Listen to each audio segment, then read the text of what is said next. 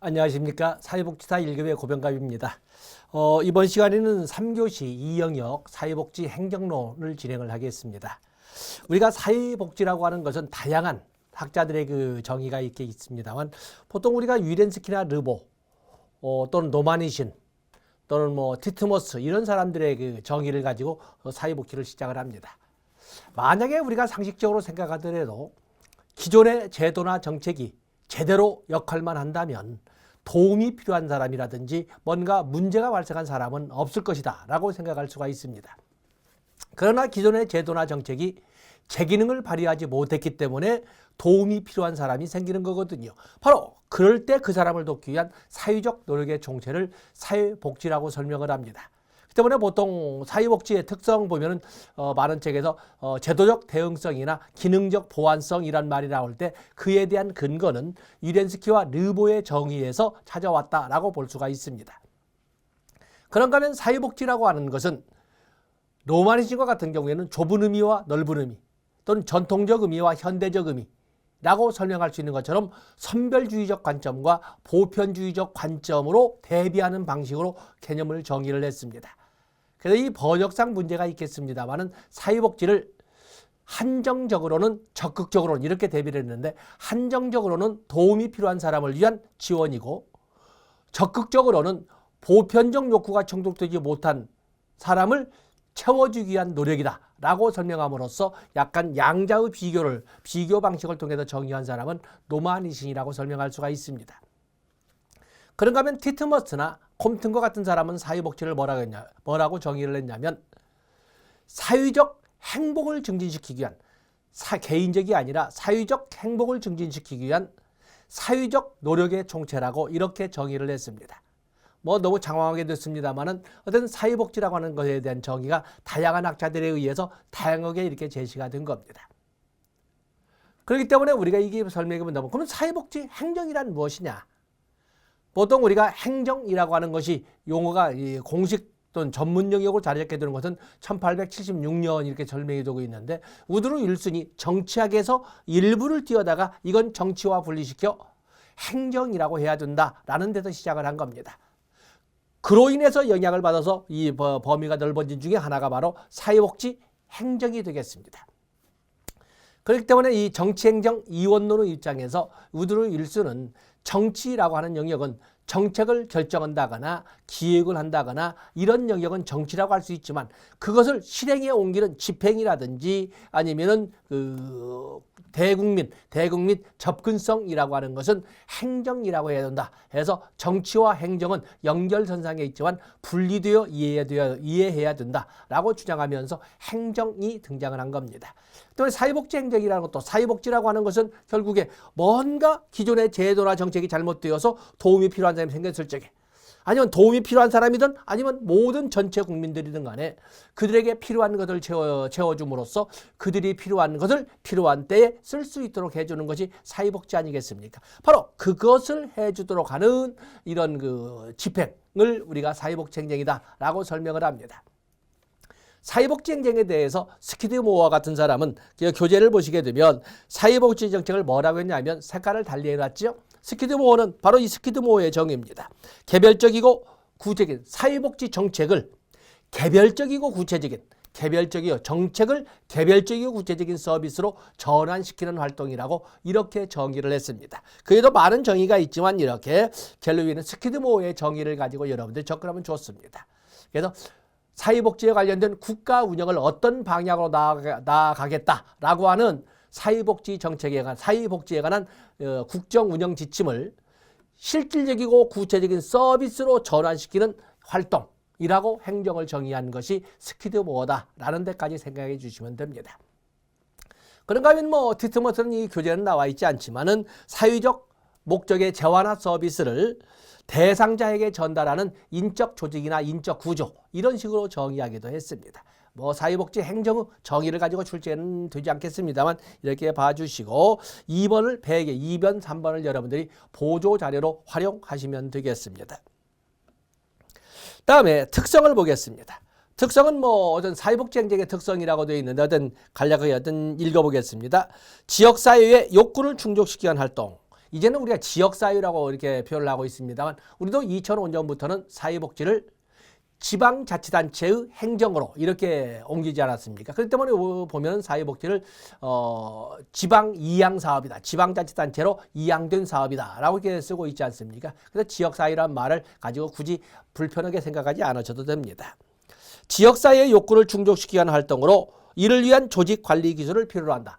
이를 위해서 사용하는 조직관리 기술이나 이를 위해 사용하는 조직관리체를 우리가 사회복지행정이라고 한다. 이렇게 우리가 말을 바꿀 수도 있겠습니다.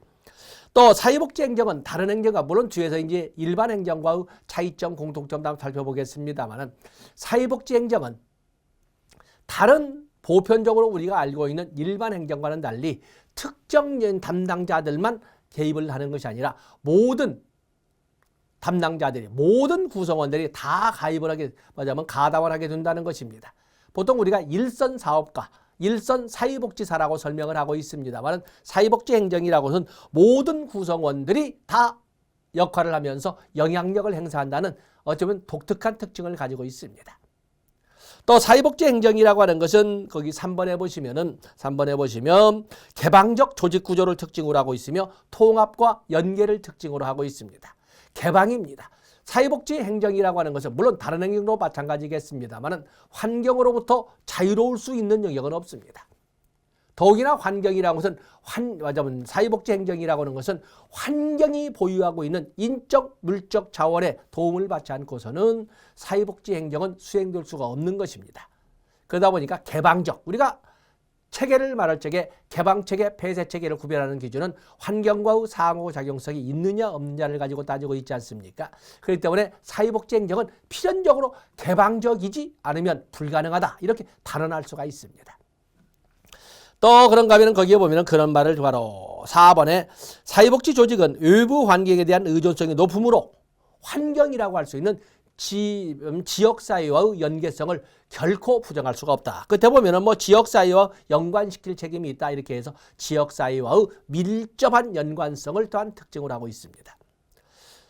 그다음에 오른쪽에 보시면은 거기 보면 많은 참여, 수직적 참여도 있고 수평적 참여도 있고 그런 것처럼 많은 참여, 전문적 상호작용을 위해 참여적, 수평적 조직 구조로부터 창의성과 역동성을 추구한다. 좀 현학적으로 적어주셨는데 자 이렇게 읽어보시고 그리고 많은 당연히 사회복지라고 하는 것은 지역사회라고 하는 사회 환경에 의존하지 않고서는 안 됩니다. 절대적으로 의존하는 것은 아니겠습니다만 어떤 의존성을 우리가 부정할 수가 없는데 거기에는 무수히 많은 이해관계 집단들이 존재할 것이고 무수히 많은 이해관계 집단들은 자기들이 먼저, 자기들이 더 많이 이런 그 개념을 가지고 서로 다툴 수밖에 없는데 그런 갈등이 치유되지 않고서는 행정이 원활하게 돌아갈 수가 없습니다. 그래서 사회복지 행정의 특징은 갈등 조정이라는 여러분 교재로 봐서는 7번에 갈등 조정이라는 특징도 가지고 있습니다. 그렇기 때문에 사회복지 산하 또는 사회복지 전담 공무원은 바로 이 갈등 조정에 아주 노력을 해야 된다라고 이게 하는 말이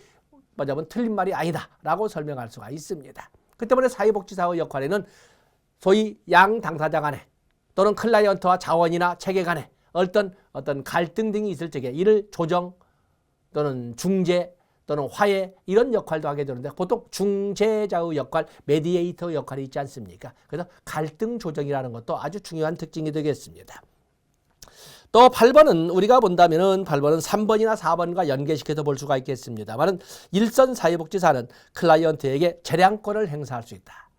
어쩌면 행사한다라는 게 위해서 갑의 지위를 가지고 설명하는 것처럼 말하고 있습니다만은 같은 문제라고 하더라도 오늘날의 사회복지라고 하는 것은 실천 영역, 사회복지 행정도 결국에 실천 영역에 확장된 부분이 되겠습니다만은 같은 문제를 가진 클라이언트라 하더라도 똑같은 원리나 방법을 적용해서는 안 됩니다. 그래서 개별화의 원칙 또는 맞춤형 이란 용어를 쓰는 것처럼 오늘날에는 같은 문제를 가진 클라이언트라 하더라도 각기 다른 방법이나 원리를 적용해야 되고 전문가의 판단으로 내려진 결정에 의해서 각기 다른 방향으로 이끌어야 된다라는 것이 바로 오늘날의 사회복지의 특징입니다. 사회복지 실천도 사회복지 행정도 마찬가지입니다. 때문에 이 재량권이라는 것은 맞춤형에 가까운 개념으로 해석하시면 되겠습니다. 다음에 밑에 보면 사회복지 행정과 일반 행정에서 공통점과 차이점으로 이렇게 목차를 잡아주셨네요. 사회복지행정과 여기 한번 몇 가지 적어볼까요?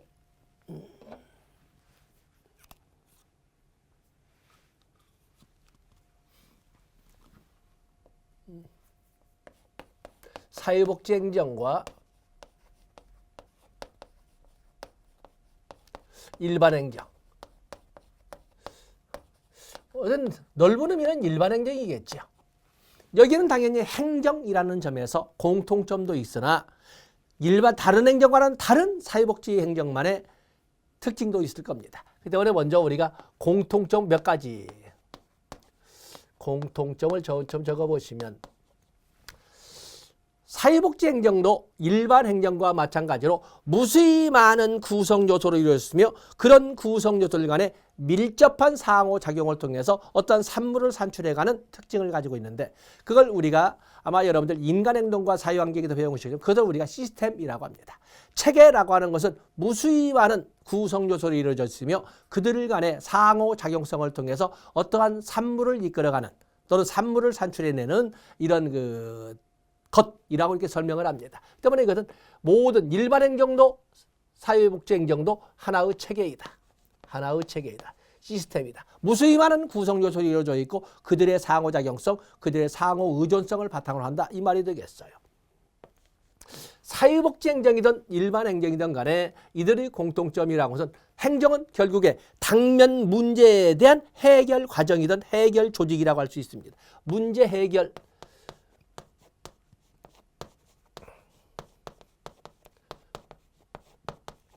문제 해결 과정이라고 이렇게 설명할 수가 있습니다.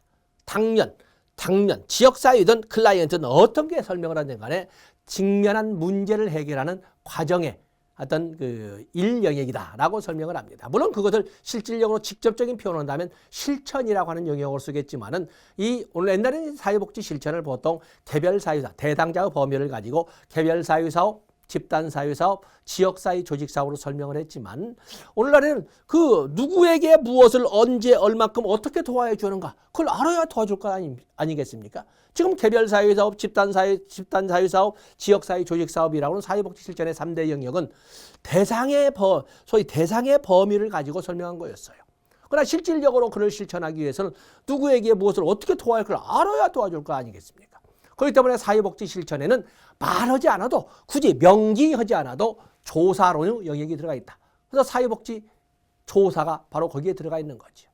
그러면 이 조사 과정을 통해서 누구에게 무엇을 언제 얼마큼 도와할 것을 확인해서 그들에게 도움을 주는 실천, 개별이든 집단이든 지역사회든 간에 한다 하더라도 땅 파가지고 합니까? 그래서 그를 지원해 줄 수 있는 또 서로 다른 이해관계를 가진 집단들 간의 갈등을 조정해 줄 수 있는 역할도 필요하다는 것입니다. 그렇기 때문에 사회복지 행정도 실천의 영역으로 해야 된다. 그래서 1929년에 밀포드 외유를 통해서 이렇게 주장했던 것이 오늘날은 받아들여지고 있습니다만 그래서 사회복지 실천의 3대 영역 그러면 개별사회사업, 집단사회사업, 지역사회 조직사업이라고 하지만 그러나 그 전에 가로 안에 들어있는 사회복지 조사도 있고 그리고 그 뒤에 있는 포괄적 개념의 사회복지 행정도 들어있다. 그렇기 때문에 사회복지 행정도 당연히 클라이언트가 당면한 문제를 해결하는데 도움을 줄 수 있는 하나의 문제 해결 과정이다. 옛날에는 문제를 해결해 주는 과정이라고 문제를 해결해 주는 과정이라고 그랬지만 오늘날에는 뭐라고 그래요? 문제를 스스로 해결할 수 있도록 돕는 과정 이렇게 해석하는 거죠. 그죠? 문제 해결 과정이라고 짧게 적었으나 해석은 달라야 된다는 것입니다. 또 그런가 하면은 이 사회복지 행정이나 일반 행정에는 공통점으로 가치 판단의 과정이라는 거죠. 가치 판단의 과정이다. 이미 우리가 앞에서 본 것처럼 가치라고 하는 것은 옳다 그르다라고 하는 윤리와는 다릅니다. 가치라고 하는 것은 선호나 선택의 기준이라고 제가 말씀을 드렸죠. 무엇을 먼저 무엇을 나중에 할 것인가 아니면 무엇을 더 무엇은 덜 해도 될 것인가 되는가 라는 거에 대한 선택이나 선호의 기준일 뿐이지 옳다 그르다의 문제가 아닙니다. 물론 우리는 인간을 대상으로 했기 때문에 옳은 영역만 가지고 한다는 기본 전제를 달고 시작은 하겠습니다만은 당연히 이것은 옳다 그르다를 따지는 기준은 아니다. 그러면 같은 클라이언트라 하더라도 어떤 문제가 어떤이라고 하는 한두 개만 있는 것이 아니야. 한두 개만 있다고 하더라도 그렇습니다. 그 중에 어떤 문제를 먼저 해결해 가야 되는가. 또 만약에 하나의 문제만 가지고 접근한다 하더라도 이 클라이언트의 이 문제에 대해서는 어떤 방법으로 접근해야 할 것인가. 이건 성별에 따라서도 연령에 따라서도 종교에 따라서도 다 다르지 않겠습니까? 그렇기 때문에 어떤 방법, 이 선택. 그래서 거기에는 사회복지사의 전문가로서 사회복지사가 가지는 전문적 가치도 있을 것이고 그가 속해 있는 사회 공동체가 가지고 있는 사회적 가치도 있을 것이고 또 그런가 하면 사회복지사의 개개인마다 또 가지고 있는 개인적 가치도 있지 않겠습니까? 어떤 가치관에 입각해서 해결책을 강구할 것인가라는 것은 정책 결정자나 의사 결정자나 이 행정 집행자, 행정가의 선택의 문제가 되겠어요. 그렇기 때문에 그건 사법행정이든 간에 일반 행정이든 간에 모든 행정은 가치 판단의 과정을 당연히 수반하지만 않는다. 이 가치 판단의 과정, 이제 이것이 갈등으로 비화가 되면 이제 정치 해결이란 정치적 접근이란 문제가 되겠습니다만 자, 여기서는 그냥 순수하게 가치 판단의 과정을 가지고 있다. 또 사회복지 행정이든 일반 행정이든 간에 이건 공공의 의지 실현 과정이다 라고 이렇게 설명할 수 있습니다. 퍼블릭 윌이라고 하는 공공의 의지를 실현하는 과정이다 라고 설명할 수가 있습니다. 또 그런가 하면은 사회복지 행정이나 일반 행정은 물론 과거의 당면 문제, 과거부터 있어 왔던 지금 눈앞에도 도착해 있는 눈앞에도 현재 존재하고 있는 문제를 해결하는 과정을 통해서 문제를 해결해서 뭘 하자고 보다 바람직한 내일을 꿈꾸자고 보다 바람직한 미래를 준비해 주자고 이렇게 하는 거 아니겠습니까? 그 때문에 뭐 어떤 사회복지 실천이라고 할 적에는 그래도 현재 바람직하지 못한 상태에 있는 사람을 바람직한 상태로 이끌어가기 위한 현재 지향적이지만 사회복지 행정 보다 포괄적 지원에는 그래서 현재는 당연히 포함되어 있고 미래 지향적인 미래 지향적 활동이다. 라고 이렇게 설명할 수가 있는 거죠. 그게 너무 많이 있겠죠. 뭐 교재를 보면서 첨가를 하겠습니다. 그러면 사회복지행정과 일반행정, 사회복지행정과 일반행정의 뭐 차이점. 사회복지행정과 일반행정의 차이점을 보겠어요. 어찌 보면은 사회복지행정이나 이런 공통점을 가지고 있으면서도 이것은 그야말로 사복행정만의 특정이라고 설명할 수 있습니다만 사회복지 행정이라고 하는 것은 인지된 욕구의 욕구 해결을 위한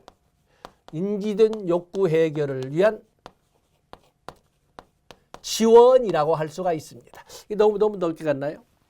자, 우리가 브래드쇼는 욕구를 규범적 욕구, 인지된 욕구, 표현된 욕구, 비교적 욕구로 나누어서 설명을 했습니다. 뭐 인행사에서 배우셨겠지만 인지된 규범적 욕구라고 하는 것은 공동체 구성원이라면 누구나 가지고 있는 이런 규범이란 단어가 그렇습니다. 규범이라는 것은 공동체 구성원이라면 누구나 지켜야 하고 누구에게나 똑같이 적용되어야 하는 하나의 기준을 규범이라 하고 그런 규범을 우리는 관습 또는 도덕 또는 법률 또는 종교 이렇게 해서 도덕규범, 관습규범, 종교규범, 법규범 등으로 이렇게 부르고 있는 것입니다. 때문에 규범적 욕구는 그야말로 대한민국 국민이라면 누구에게나 똑같이 일괄적으로 적용될 수 있는 기준으로서의 하한선을 규범적 욕구라 하고 그렇기 때문에 그것은 정책 기반자라든지 전문가 수준에서 설정할 수 있는 기준선이라고 할 수 있는 것이 규범적 욕구라고 그랬습니다. 그에 비해서 인지된 욕구라고 하는 것은 클라이언트의 느낌으로 존재하는 욕구를 말합니다. 그렇기 때문에 밖에서는 가시화되어 있는 것이 아니기 때문에 보이지 않는 것이기 때문에 조사 과정을 통해서 알아볼 수밖에 없는 욕구를 인지된 욕구라고 합니다. 때문에 인지된 욕구라고 하는 것은 그야말로 알아보는 과정이 필요합니다. 조사 또는 물어서 알아보는 욕구라는 거죠. 배고파? 라고 하는 거죠. 표현된 욕구라고 하는 것은 표현된 욕구라고 하는 것은 밖으로 드러난 또는 밖으로 드러낸 이런 욕구를 표현된 욕구라고 합니다. 보통 우리는 법률적 용어를 같이 포함시킨다면 그야말로 우리는 사회보장 기본법 규정에 의해서 사회보장에 관련돼서 도움이 필요한 사람은 신청을 해야 됩니다. 우리나라는 신청주의를 원칙으로 합니다. 그 때문에 절박하게 도움이 필요한 사람을 지원하는, 배고픔에 관련된 절박한 도움이 필요한 사람들을 돕는 이런 그 과정을 공공부조라고 할 수가 있는데, 그에 대한 근거법인 국민기초생활보장법에서 뭐라고 되어 있어요? 도움이 필요한 사람이나 그에 대한 가족, 그 관계인들은 도움을 신청해야 된다고 되어 있습니다. 누구나 알고 있습니다. 신청해야 된다. 울어야 젖준다는 것도 알고 있습니다. 그러나 문제는 도움이 필요하면 도움을 신청해야 도움을 받을 수 있다는 것을 알면서도 그럴 수 없는 경우도 있잖아요. 오늘날은 교통통신이 발달해서 뭐 지정학적 장애로 인해서 이 말하기는 좀 우리나라는 좀 쑥스럽고, 심신상의 장애로 인해서 몰라서 알면서도 움직일 수가 없어서 이런 경우도 있지 않겠습니까? 국민기초생활보장법에는 뭐라고 되어 있어요? 그럴 경우에는 사회복지 전담 공무원이 직권으로 동의를 전제로 해서 신청을 대신할 수 있다라고 되어 있습니다. 물론 사회보장 기본법에서도 국가나 지방자치단체가 신청을 대신해 줄 수 있다라고 규정되어 있고, 그거에 의해서 국민기초생활보장법이 그렇게 표현되고 있는 거거든요. 우리는 어떤 신청주의예요. 비교적 욕구라고 하는 것은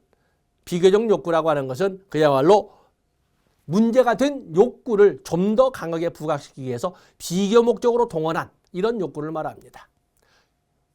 우리나라 노인 세대의 욕구를 문제를 분석해 본다면, 조선시대 노인에 대한 우리나라의 노인들의 욕구, 일본 노인과 비교해 본 우리나라의 욕구, 이렇게 해서 조선시대의 노인 아니면 일본의 노인 뭐 이렇게 알아보는 이런 것은 비교적 욕구라고 할 수가 있습니다. 자, 지금 문제는 일반 행정이라고 하는 것은 신청, 만약에 5월 28일 18시 땡땡까지 인터넷 접수합니다. 그러면 18시 딱 되면 셧다운 되어버리죠. 그때까지 신청한 사람, 요즘에는 뭐 방문 접수를 코로나 이후에 방문 접수가 많이 없어져서 인터넷 접수를 이렇게 많이 하고 있습니다만, 뭐 노인들이 못 온다? 그건 옛날이죠. 현재 우리는 베이비붐 세대가 이미 노인 세대의 범주에 들어왔기 때문에, 베이비붐 세대는 컴퓨터도 참 열심히 배웠고 지금도 열심히 배웁니다. 국가 정책도 그러지 않습니까? 그러다 보니까 이렇게 해서 표현된 욕구만 가지고 따집니다. 표현된 욕구만 가지고. 원칙은 주범적 욕구지만 도움을 줄 수 있는 사람은 표현된 욕구를 표현한 사람만 돕는다라고 딱 되어 있어 시간 범위를 딱 자르지 않습니까? 그런데 사회복지 행정이라고 하는 것은 당연히 기본적 욕구 범위 내에서 표현된 욕구를 하겠지만, 언제 어디서 어떤 사람이 어떤 문제가 터져서 달려올지를 모른다는 거예요. 거기까지도 우리가 예비해야 된다는 거죠. 그래서 신청적 욕구보다는 좀 넓은, 그러나 규범적 욕구의 범위 안에는 들어있는, 그래서 여기는 일반 행정처럼 신청된 욕구가, 표현된 욕구가 아니라 인지된 욕구를 해결하는데 도움을 주고자 하는 그런 특징이 가지고 있습니다. 또 그런가 하면은 이 사회복지 행정은 일반 행정과는 달리 과거, 현재, 미래를 아우르는 지원을 합니다. 여기는 과거에 관련된, 과거에 손상된 욕구, 과거에 손상된이죠. 만약 과거에 손상된 욕구, 만약 과거에 손상된 사회적 기능을 회복하는, 과거에 손상된 사회적 기능을 회복하는 역할을 합니다. 과거에 손상된. 또 그런가 하면 현재 필요한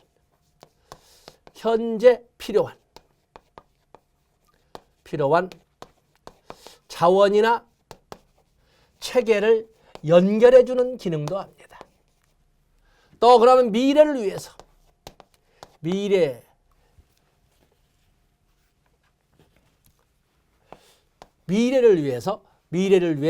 위한 사회적 역기능 발생을 예방하는 이런 기능도 합니다. 그렇기 때문에 우리가 보면은 일반 행정과는 달리 사회복지 행정은 특히나 더 그야말로 전 시간 범위를 아우르는 이런 조력의 역할을 한다. 그래서 가능한 한 미래는 이루어지는 않는, 이보다는 훨씬 더 나은 세상을 만들기 위한 미래지향적 활동이지만, 다음에 그런가 하면은 이 사회행정은 일반 행정도 마찬가지지만 특히나 지역사회와의 밀접한 관련성을 강조한다는 거지. 또 사회복지행정은 일선행정가 다 뭐 우리가 말단이라는 표현은 너무 비하적이고, 일선행정가라고는 하물며 가장 신입사원이라고 할 수 있는 사람들까지도 맡은 역할이 다 중요하다는 것입니다. 물론 다른 데도 마찬가지지만 특히나 더 사회복지행정은 더 중요하다는 것입니다. 때문에 사회사업가라고 하는 일선 사회복지사나 또는 행정기관에 있는 사회복지 전담공무원, 말단이라고 해서 우리가 무시할 것이 아니다. 일반 행정보다 훨씬 더 중요하고 일반 행정보다 훨씬 더 큰 영향력을 행사하고 있다. 뭐 이런 등등을 우리가 쭉 나눠볼 수가 있습니다. 자, 여기에다가 우리가 교재를 보면서 첨부하도록 하겠습니다. 자, 거기 사회복지행정, 일반행정 주요 공통점 보면은 기역본에 보면 서로 관련되고 작용되는 부분들의 기능적 집합이다. 개인 및 집단이 효과적으로 기능하도록 지원하는 체계. 뭐 기역본, 니은본 결국에 하나의 시스템이다라는 점 공통점이 있다. 기역본, 니은본. 그다음에 디귿본에 보시면 대안을 모색하고 실행평가하는 문제해결 과정이다. 사회복지행정이든 일반행정이든 간에 하나의 문제해결 과정이다. 그리고 미래지향적이다. 리을본에 나와 있지요. 미래지향적이다. 그리고 많은 자원을 동원한다는 것은 뭐 당연한 거지. 미음본은 그냥 넘어가겠습니다. 비읍본에 우리가 판서한 거 있지요. 사회복지행정이든 일반행정이든 간에 모두 가치 판단의 과정을 포함하고 있다. 그래서 가치 판단의 과정을 통해서 대안의 선택 과정을 갖는다. 그래서 그 때문에 우리가 어떠한 당면 문제에 대한 해결책을 강구하는 과정에는 정치적 과정이 있을 수밖에 없는 것이고, 그 정치적 과정에는 가치 판단의 과정이 포함되어 있다고 볼 수가 있습니다. 또 그런가 하면 거기 뭐 기획 및 의사결정 평가 과정이 있다. 직무평가가 이루어진다. 뭐 다 똑같으죠. 모든 행정은. 그런데 다른 일반 행정과는 달리 사회복지행정은 어떤 차이가 있는가? 사회복지행정은 인간의 가치와 관계성을 기반으로 한다. 그러면 다른 행정은 아니다? 상대적으로 볼 적에 특히나 사회복지행정은 인간을 대상으로 한다. 때문에 사회복지행정은 인간을 대상으로 하기 때문에 활동 범위에 대한 제약이 큽니다. 뒤에 한번 볼 때가 있겠습니다. 일반 행정도 당연히 관료제적 성격에 의한 이런 원리 원칙, 합법적 지배라고 하는 정해진 대로만 하지만, 여기는 더욱이나 정해진 대로의 규칙뿐만 아니라 인간을 대상으로 한다는 점에서 특히나 더 활동 범위나 사용하는 기술의 제약이 크다라고 설명할 수가 있습니다. 그래서 인간의 가치와 관계성을 기반으로 한다. 도덕적, 윤리적 판단 기준을 강조한다. 이게 설명이 됩니다. 또 그러면 니을본의 첫 번째 연구시인데 니을본에 나와 있군요. 디귿본에 있습니다. 공공복리보다는 지역사회의 인지적 욕구를 충족함으로써 사회문제를 해결하고자 한다. 사실은 이거 사회문제를 해결한다는데 색깔을 달리하고 있습니다만 사실은 인지된 욕구죠. 규범적 욕구나 표현된 욕구도 그보다는 좀 넓은 가능성이 있을 것 같은 이런 인지된 욕구. 자존심 때문에 인지된 욕구가 있음에도 불구하고 표현된 욕구로 변환시키지 않는 경우도 있는 거거든요. 그래서 거기는 여러분들은 인지된 욕구에 액센트를 줘야 되겠습니다. 다음에 니을본 클라이언트의 욕구 충족을 대상으로 한다. 그래서 뭘 한다? 자원을 제공하고 손상된 사회적 기능을 회복하고 사회적 기능을 예방한다. 여기는 좀 시간 개념을 달리하군요. 지금은 현재는 필요한 자원을 제공하고, 다음에 과거에 손상된 사회적 기능을 회복하고, 미래를 위해서 사회적 역기능의 발생을 예방하는 이런 역할을 하는 것이 사회복지행정이라고 해서 여기는 현재, 과거, 미래로 했는데 저는 이제 과거, 현재, 미래 순으로 적었군요. 또 그러면 많은 사회과학적 지식도 필요하지만 미음본 둘째 줄, 지역사회의 관련성이 아주 중요하다. 지역사회 관련성. 또 비읍본의 자원의 외부 의존도가 높다. 또 그러면 전문가의 의존도가 높다. 물론 전문가라는 것은 우리의 영역에서는 사회복지사를 말하지 않겠습니까? 그래서 그 전문가의 의존도가 높다. 또 그러면 일선 직원과 수혜자의 관계가 조직의 효과성을 좌우한다. 어찌 보면 일반 행정 같은 경우는 기계적 이런 그 관계지요. 그런데 여기는 그야말로 레포 시작 단계부터 친밀하고 허용적인 따뜻한 인간적 분위기를 가지고 가면서 이렇게 서로 신뢰와 존경을 구축해가는 이런 과정들을 필요로 하지 않습니까? 그러다 보니까 C5번의 일선 직원과 수혜자와의 관계가 아주 중요하다. 또 그런가 하면 목표 달성의 효과 효율성을 측정이 어려우면 왜? 인간을 대상으로 하기 때문에 무엇을 도와야 하는가에 대해서는 같은 인간 한 사람이라 하더라도 참 무엇을 먼저 도와야지 같이 판단하는 과정이 있지 않습니까? 그런데 지역사회와 같은 경우는 얼마나 많은 사람들이 존재합니까? 그들에게 무엇을 도와야 하는가? 도왔다면 그 도운 것이 제대로 도움이 되었는가? 효과성. 도움이 되던 몇 %나 만족도를 느꼈는가? 효율성이나 만족성. 뭐 이런 것을 측정을 해야 되는데 이런 성과 측정에 대한 표준화된 측정 도구가 없다는 거예요. 그래서 거기에 보면 측정하기 어려우며 객관적 증명. 어느 누구나 듣고 고개를 끄덕거리게 하기는 어렵다. 왜? 대상이 인간이기 때문에. 자, 이런 차이점을 같이 정리를 해봤습니다.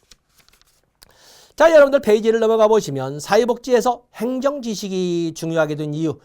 뭐 옛날에 그런 문제가 나왔다 했는데 여러분들이 편하게, 뭐 제가 읽어드릴 정도는 아니고 편하게 읽어보시면 되겠습니다. 다음에 거기 보면 사회복지행정의 이념과 기능이 나와 있는데 자, 이 시간은 여기까지 하고 다음 시간에 사회복지행정의 이념과 기능, 사회복지행정의 책임성으로 진입을 하겠습니다. 고맙습니다.